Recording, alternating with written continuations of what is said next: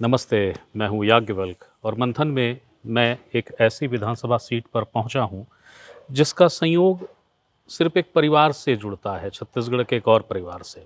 अकलतरा आया हुआ हूँ, इस सीट पर राघवेंद्र सिंह जीते हैं। जो संयोग की बात मैं कर रहा हूँ, वो संयोग ये है कि इस परिवार में यानी राघवेंद्र के दादा भी विधायक थे, उनके पिता भी विधायक थे। 33 बरस के अंतराल के बाद विधायक की विरासत राघवेंद्र के पास चली आई है। चुनाव कितना टफ है, सुकुमार से राघवेंद्र राजनीति की जटिलताओं से कितने परिपक्व तरीके से निपटेंगे, चुनौतियां क्या है, क्योंकि एक संयोग विचित्र सा अकलतरा के साथ भी रहा है और ख़ास तौर पर जिस जांजगीर जिले में अकलतरा आता है उस जांजगीर में भी कि जांजगीर और अकलतरा से जो विधायक बनता है सरकार उसकी कभी नहीं बनती। एक बार फिर कांग्रेस से राघवेंद्र सिंह जीत गए हैं, सरकार भाजपा की है। उद्योग और धान का बहुत खूबसूरत सा मिश्रण है ये इलाका। राघवेंद्र, जीत की बधाई आपको। बहुत बहुत धन्यवाद। कैसा रहा चुनाव? चुनाव बहुत अच्छा था जांजगीर जिले के लिए, लेकिन हाँ, प्रदेश के जिस तरह से नतीजे आए उसको देखकर हम लोग सभी थोड़ा सरप्राइज्ड हैं। ये शुक्ल बंधु के बाद दूसरा शायद आपका घराना है। जी। 33 बरस का अंतराल क्यों हुआ? 85 से 90 मेरे फादर विधायक थे। 98 में वो चुनाव लड़े, लेकिन अनफॉर्चुनेटली वो चुनाव हार गए थे। और उसके बाद फिर एक लंबा अंतराल आया और 90 के बाद ऐसे कहिए तो भाई वो राजनीति में तो बने ही हुए थे, आईसीसी के मेंबर थे, संगठन में काम कर रहे थे, लेकिन विधायकी की अगर आप बात करें तो 90 के बाद इस परिवार की अगर बात करें तो अब 2023 में ये सीट हम लोग के पास आई। चाचा भतीजे भिड़े थे छत्तीसगढ़ की पाटन विधानसभा सीट पे। जी चाचा भतीजा भिड़े अकलतरा पे। जी। वहां पे चाचा जीत गया, यहाँ भतीजा जीत गया। बिल्कुल। कैसा रहा चुनाव? मतलब चाचा भतीजे के दृष्टिकोण से एक परिवार के भीतर ही भीतर ये चुनाव था, जटिल था, सरल था? देखिए, ये बात बहुत क्लियर थी शुरू से कि हम लोग, ये विचारधारा की लड़ाई थी। ये कभी व्यक्तिगत रूप में इसने नहीं लिया चुनाव में, ना उनकी तरफ से ना हम लोगों की तरफ से। उनको भाजपा ने एक बेहतर प्रत्याशी मानकर उतारा था और कांग्रेस ने मुझे। तो ये कहना कि ये परिवार का कहीं झगड़ा था, इसको मैं नहीं मानता हूँ। ये विचारधारा की लड़ाई थी और वो एक बीजेपी के प्रत्याशी के तौर पे लड़े और मैं कांग्रेस के प्रत्याशी के तौर पे। मुझे कुछ लोगों ने बताया कि जब आप प्रचार कर रहे थे तो अपनी सभाओं में आप कहते थे कि सौरभ सिंह यानी आपके चाचा यानी बीजेपी के विधायक उस समय के और उस समय के प्रत्याशी बहुत अच्छे विधायक हैं। मैंने ये बात सब जगह नहीं कही, लेकिन एक दो जगह जहां हम गए वहां पे ये बातें आई कि उन्होंने कुछ कार्य अच्छे किए हैं। तो उस बात पर मेरा उनका यही तर्क था कि वो एक अच्छे विधायक हो सकते हैं अगर आप ऐसा कह रहे हैं, लेकिन जब तक आप मुझे मौका नहीं देंगे आपको पता कैसे लगेगा कि बेहतर विधायक कौन है। उद्योग से पूरा घिरा हुआ इलाका है ये। राघवेंद्र क्या उद्योग प्रिय हैं? देखिए, ये कहना कि मैं उद्योग प्रिय हूँ या खेती प्रिय हूँ, ये कहना बड़ा प्रीमेच्योर हो जाएगा, क्योंकि उद्योग यहाँ पहले से लगे हुए हैं। इनफैक्ट 70 के दशक में यहाँ सीसीआई की भी फैक्ट्री खुली। उसके बाद यहाँ पर उस समय रेमंड सीमेंट प्लांट आया, जो अब अलग अलग हाथों में जाकर अब न्यूवोको हो गया है। 2008-9 के आसपास यहाँ पर केएसके पावर प्लांट भी आया। क्रशर्स यहाँ काफ़ी हैं, राइस मिल्स भी काफ़ी हैं। तो ये बहुत समय से औद्योगिक क्षेत्र के रूप में यहाँ का विकास हुआ है।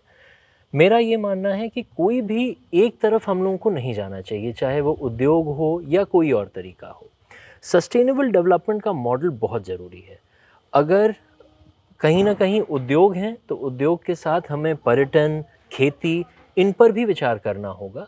और उद्योग में सबसे बड़ी चीज़ है लोकल रोज़गार की, क्योंकि कहीं ना कहीं ये बात साफ है कि अगर कहीं उद्योग लगता है तो उस क्षेत्र को उसका सबसे ज़्यादा इकोनॉमिक फ़ायदा होना चाहिए, साथ साथ वहाँ पे रोज़गार उन लोगों को मिलना चाहिए। तो मेरी प्राथमिकता इसी पे होगी। राघवेंद्र, आपकी सीट को इसलिए भी कांग्रेस के आपके शुभचिंतक भी जटिल मान रहे थे क्योंकि जातिगत समीकरण है इसमें, और ये एक ऐसी सीट थी जिसमें छचका से ऋचा लड़ रही थी, आम आदमी पार्टी की सशक्त उपस्थिति थी, अरविंद केजरीवाल रोड शो कर गए, बीजेपी से तो हेमंता थे ही।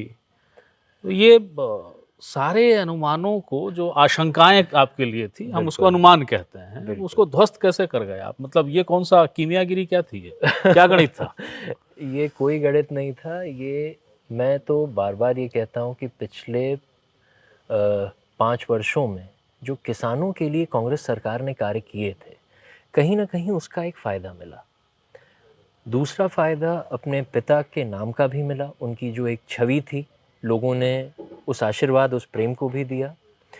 और बात रही दूसरे पार्टी के बड़े नेता आए, वो लगातार यहाँ आते रहे, लेकिन महाराज साहब ने भी यहाँ आकर, सरगुजा महाराज साहब ने सभा करी और उनकी सभा में जिस तरह की भीड़ थी और जिस तरह का लोगों का रुझान हम लोगों को दिखा, तो ऐसा बिल्कुल लग रहा था कि इस बार जनता पूरा आशीर्वाद कांग्रेस को देगी। और मैं एक जिलाध्यक्ष होने के नाते आपको ये बात कह रहा हूँ कि 6 की 6 विधानसभा अविभाजित जांजगीर जिले की, जिस पर मैंने लंबे समय काम किया है संगठन में, वो रुझान हम लोगों को दिख रहा था कि जांजगीर चांपा जिला इस बार कांग्रेस की तरफ आएगा।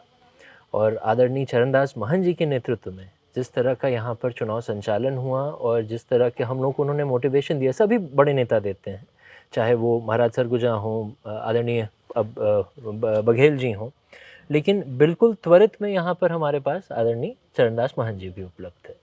तो जिस तरह का उन्होंने मोटिवेशन दिया और हम लोगों को चुनाव लड़वाया और कांग्रेस पार्टी ने लड़वाया, ये बात तय थी कि यहाँ पर अच्छा रिजल्ट आएगा। लेकिन जिस तरह का रिजल्ट आया है, हम लोग इससे, यहाँ के रिजल्ट से तो खुश हैं, लेकिन जैसा मैंने पहले कहा कि अफसोस राज्य का है। चलिए, वो एक दूसरा गुणा भाग हो जाएगा अगर मैं आपसे कहीं ये सवाल पूछ दिया कि भैया ये प्रदेश में क्यों हारे, उसमें नहीं जा रहा हूँ मैं। उससे बड़े बड़े मंथन चल रहे हैं। मेरे को ये जानना है कि ये जो संयोग होता है आप लोगों के साथ कि जब जांजगीर में, अकलतरा में, पामगढ़ में जो विधायक जीतता उसकी सरकार नहीं बनती। अब आप कांग्रेस से जीत गए हैं, सरकार भाजपा की है, विकास कैसे होगा साहब? दावे जो विकास के आपने सपने दिखा दिए हैं, कैसे पूरे होंगे? इसमें 2 चीज़ें हैं। ये संयोग अब तक छत्तीसगढ़ बनने के बाद पामगढ़ और जांजगीर के साथ लगातार बना हुआ है। यहाँ पूर्व में छतराम देवांगन जी सरकार के साथ ही जीत के आए और संसदीय सचिव भी रहे, तो अकलतरा उस संयोग से बाहर है एक बार।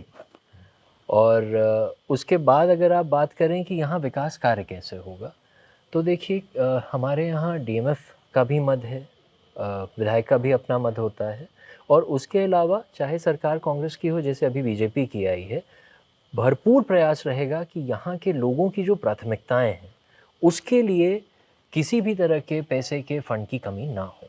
और इसीलिए तो जनता ने चुनकर विधानसभा भेजा है कि उस झगड़े को, उस लड़ाई को लड़के उनके लिए हम फंड्स लेके आए। बहुत बहुत शुक्रिया, आपने हमें समय दिया। धन्यवाद राघवेंद्र। ये थे राघवेंद्र सिंह जो बता रहे थे कि अकलतरा की ये जो सीट है, जिस सीट का मैं जिक्र कर रहा था सवालों में, आप समझ गए होंगे कि किस तरीके की सीट थी, जटिल क्यों कहा जा रहा था। परिवारवाद, वंशवाद का एक अद्भुत नज़ारा था, एक घराने के भीतर भीतर ये लड़ाई थी। विरासत कुछ ऐसी चली आई है कि ये दृष्टांत सिर्फ शुक्ल बंधुओं में मिलता है। मध्य प्रदेश के प्रथम मुख्यमंत्री रविशंकर शुक्ल, उनके पुत्र श्यामाचरण शुक्ल, उनके पुत्र अमितेश शुक्ल, ये एक चल रहा है। और उसके बाद यदि आप घूम के आएंगे तो आपको अकलतरा का ये घर दिखेगा जिसके दलान में मैं घूम रहा हूँ और ये बात कर रहा था। बहरहाल, दावा राघवेंद्र का ये भी है कि सरकार चाहे जिसकी हो, जनसेवा का संकल्प हमारा है, काम हम कर गुजरेंगे। चुनौती है, जितने आसान शब्द ये राघवेंद्र कह रहे हैं, चुनौती उतनी ही भारी है, मगर हमारा काम देखना है। फिर किसी नई शख्सियत के साथ मैं फिर हाजिर होऊंगा, तब तक के लिए नमस्कार।